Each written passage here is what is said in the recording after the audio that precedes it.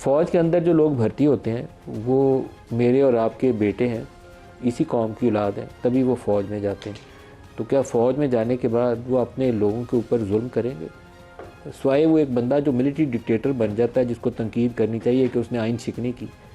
باقی فوج کے اوپر یہ کہنا میرے خیال میں کوئی بہت مناسب بات نہیں ہے. جو بندہ کرتا ہے، اگر کوئی لا وائلیٹ کرتا ہے، قانون شکنی کرتا ہے، کسی کے ساتھ ظلم زیادتی کرتا ہے، کوئی پولیس والا ہو یا فوج والا ہو، اس کو اس لا آف دی لینڈ کے مطابق سزا بھی ملنی چاہیے. لیکن ہماری وہ حرکتیں جو ہے نا وہ یہی ہیں کہ پتنگ اڑ رہی ہے تو پتنگ پہ تصویر کس کی لگے گی.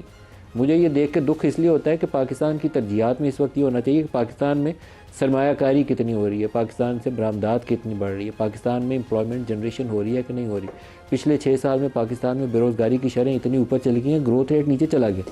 ایوریج جو گروتھ ریٹ ہے پچھلے 3-4 سالوں کا بالکل زمین پہ گرا ہوا ہے. عمران خان کی حکومت تھی تو نواز شریف جیل میں تھا، نواز شریف کی تصویر ٹی وی پہ چلانے پہ بندی تھی. اب نواز شریف کے خاندان کی حکومت ہے تو عمران خان جیل میں اور اس کا نام اور تصویر چلانے پہ پابندی ہے. پتنگ کے اوپر وہ سرکولر آ رہے ہیں کہ اس کے پتنگ کے اوپر تصویر نہیں ہوگی کسی کی، پھر پتنگ اڑے گی. میرے خیال میں اس سے پاکستان کو آگے بڑھنے کی ضرورت ہے. ہماری قومی ترجیحات کا تعین از سر نو کیا جانا چاہیے. تیرا میں یا کسی اور جگہوں پہ اگر آپریشن کرنا ہے تو وہ بھی ہمارا نیشنل کنسنسس ہونا چاہیے. نہ اس کے اوپر سہیل افریدی کو کوئی غیر ذمہ دارانہ بیانات دینے چاہیے، اور نہ حکومت وقت کو کوئی ایسی باتیں کہنی چاہیے جو اپنے لوگوں یا اپنے مفاد کے یا اپنے پاکستان کی یکجہتی کے خلاف چیزیں جا رہی ہیں. خواجہ آصف نے آج ایک پریس کانفرنس کی ہے جس میں وہ کہتے ہیں کہ کہاں ہو رہا ہے آپریشن، یہ تو آئی بی اوز کے اوپر سارا کچھ ہو رہا ہے. چند دن پہلے اسمبلی میں وہ کچھ اور تھے. آج ان کا بیان سن لیں کہ کیا کہہ رہے ہیں، پھر آگے چلتے ہیں. کے پی کی حکومت جو ہے وہ سارے کا سارا ملبہ جو ہے اپنی ناکامیوں کا وہ فوج پہ یا کسی ایسے آپریشن پہ ڈالنا چاہتے ہیں جس کا وجود ہی کوئی نہیں. وہ سارے کے سارے مفروضے ہیں، وہاں پہ کئی سالوں سے آپریشن نہیں ہوا. اب یہ آج کا بیان ہے، لیکن آج سے چند روز پہلے خواجہ آصف جو وزیر دفاع ہیں اور طلال چودھری صاحب جو اسٹیٹ منسٹر فار انٹیریئر ہیں، دونوں نے کیا بیان دیا وہ بھی سن لیں. ہم کر رہے ہیں آپریشن، بالکل ہم کر رہے ہیں اور کریں گے. آپ کے پاس اختیارات ہیں، آپ اختیارات کا استعمال نہیں کر رہے. ایک بات ذہن میں بٹھا لیں، کوئی ایکشن نہیں رکے گا، ایکشن ہوگا ہوگا اور ہوگا. پاکستان میں ان علاقوں میں جو شورش زدہ ہیں جہاں پولیس کا کنٹرول نہیں ہے، ان بیشتر علاقوں میں پولیس آپریشن کرنے کے قابل نہیں ہے، وہاں پر فوج سے کارروائی آپ کو کر کے دوبارہ امن حاصل کرنا پڑے گا. لیکن جہاں سے لوگ یہ سوال اٹھاتے ہیں کہ آپ نے ضرب عضب کے بعد ایک دفعہ تمام علاقے خالی کرائے تھے، پھر ان علاقوں میں دہشت گردوں کو دوبارہ آنے کی جگہ کیسے ملی، اس سوال کا ان کو تسلی بخش جواب ملنا چاہیے. وہاں پر کوئی زور زبردستی نہیں ہونی چاہیے، تسلی بخش طریقے سے بتانا چاہیے، اور جہاں جس نے غلطی کی ہے وہاں ریاست کو آگے بڑھ کر اپنی غلطی کا اعتراف کرتے ہوئے معافی بھی مانگنی چاہیے.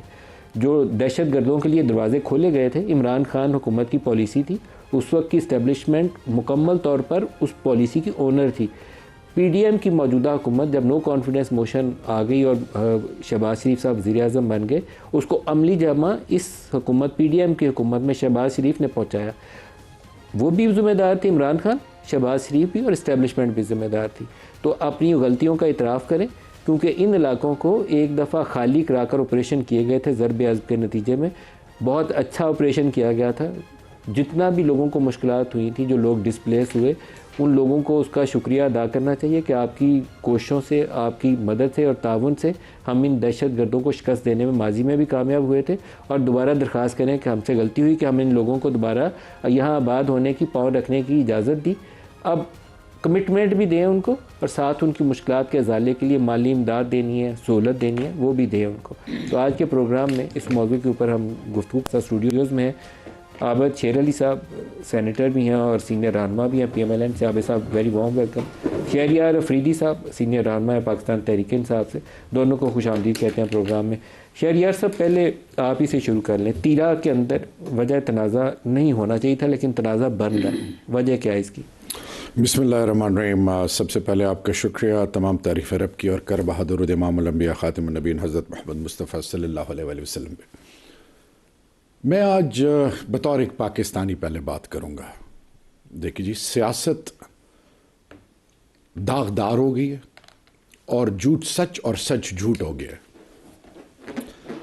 ہم نے آج اگر اس بات پہ گفتگو کرنی ہے کہ میرا پاکستانی چاہے وہ جس سوچ کا ہو، وہ میری پرائورٹی ترجیح ہے، تو پارلیمان، سیاستدان، سیاسی پارٹیاں اور اس ملک کی بنیادیں قائم رہیں گی.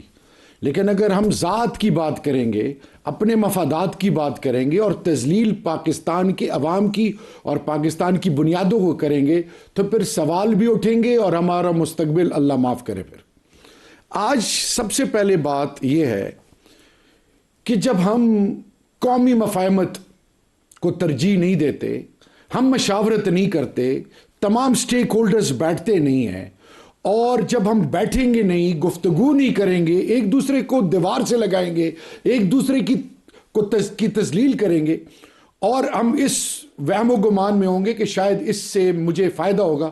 آپ کو فائدہ وقتی ہو یا نہ ہو، آپ کی بنیادوں کو بہت بڑا نقصان ہے. آج آپریشن کس نے کیا، کس نے نہیں کیا؟ 1,70,000 کی آبادی اپر تیرا، ان کی ریہیبلیٹیشن کی کسی کو فکر نہیں ہے. پارلیمنٹ میں وزیر دفاع، وزیر داخلہ کیا کہتے ہیں؟ وہ آج یہ سوال پوچھ رہے ہیں، یا چیف منسٹر کیا کہہ رہے ہیں، وہ آج ایک سوال پوچھ رہے ہیں کہ میں پاکستانی ہوں.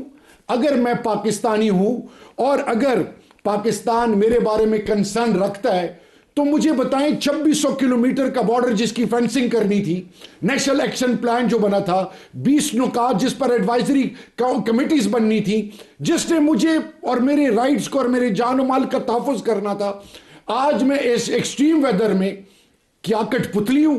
کیا میں کوئی فٹ بال ہوں؟ کوئی مجھے ادھر پھینک رہا ہے، کوئی ادھر پھینک رہا ہے. یعنی میری عزت، میری عصمت، میری غیرت اور میرے مستقبل کو کسی کی فکر ہے؟ تو میں آج ایک بات آپ کو بتاؤں، خدا کے لیے، میں نے یہ بات کل بھی کی، آج بھی کہہ رہا ہوں، سب سے پہلے جتنا جرگہ سسٹم ہے وہاں پہ وہ 24 ارکان، اس کے علاوہ مجھے خیبر کے جرگے میں بلایا گیا، علی امین گنڈاپور صاحب، میں تمام سٹیک ہولڈرز کی موجودگی میں بیٹھا تھا. یہ آج انن فنن کل اسمبلی میں کچھ کہنا اور آج کچھ کہنا، خدا کے لیے افواج پاکستان، سول آرم فورسز، عام پاکستانی ڈرون میں، خودکش دھماکوں میں، ٹارگٹ کلنگ میں کاروبار تباہ ہو چکا ہوا. آپ نے جب مرجر کیا، آپ نے ان کو بنیادی ضروریات دینے تھے، آپ نہ 3% فرام ڈیویزیبل پول دے رہے ہو، نہ ان کی بنیادی حقوق ان کے پورے کر رہے ہو، نہ سکول، نہ کالج، نہ ضروریات زندگی. اور پھر آپ اسلام آباد سے بیٹھ کے یہ پریس کانفرنسز کا جو ایک نیا کلچر سٹارٹ ہو گیا ہے، 4.5 کروڑ پاکستانیوں کا چیف ایگزیکٹو ہے، آپ اس کو آن بورڈ نہیں لیتے، وہ آپ سے ریکویسٹ کر رہے ہیں، آپ اس کی کریکٹر اسیسینیشن کر رہے ہو. پاکستان کیسے آگے بڑھے گا؟ عابد صاحب بھی اس کا جواب دیں. بہت شکریہ ندیم ملک صاحب. گلا پھاڑنے سے جھوٹ سچ یا سچ جھوٹ نہیں ہو جاتا. شہریار افریدی اور ان کی پارٹی کو ریاست پیاری ہے، یہ سیاست، یہ سب جھوٹ کا جو انہوں نے کہا، جھوٹ کا قبرستان انہوں نے یہاں پر بنا کے پیش کیا. سردیوں میں جب ندیم ملک صاحب برف باری ہوتی ہے ان علاقوں میں جو سطح سمندر سے کافی اونچے ہیں، وہاں پہ زندگی ہے ہی نہیں سردیوں میں، ونٹر کے اندر، اور کئی فٹ برف پڑتی ہے. وہاں پہ لوگ ونٹر میں نقل مکانی کرتے، یہ ان کو بھی پتہ. انہوں نے جھوٹ بول رہے ہیں یہ سارا کچھ کہ فوج نے یہ کام کیا. یہ اپنی فوج پر ان کے چیف منسٹر کے الزامات دیکھیں، آج اس نے جو بک بک کی اپنی مسلح افواج کے خلاف، للکارا ان کو، للکارا جیسے طالبان للکارتے ہیں ویسے ان کے چیف منسٹر نے on behalf of Pakistan Peoples Party قوم کی آنکھوں میں دھول اور مٹی جھونک رہے ہیں. یہ جھوٹ بول رہے ہیں سارا کچھ.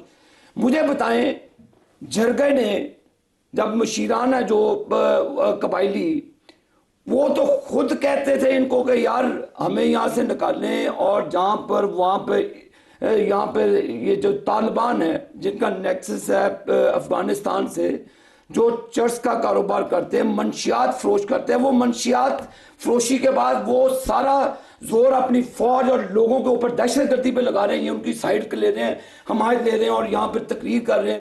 آپ لوگوں نے ان کو وعدہ کیا نقل مکانی کے لیے 4 ارب روپے دیں گے.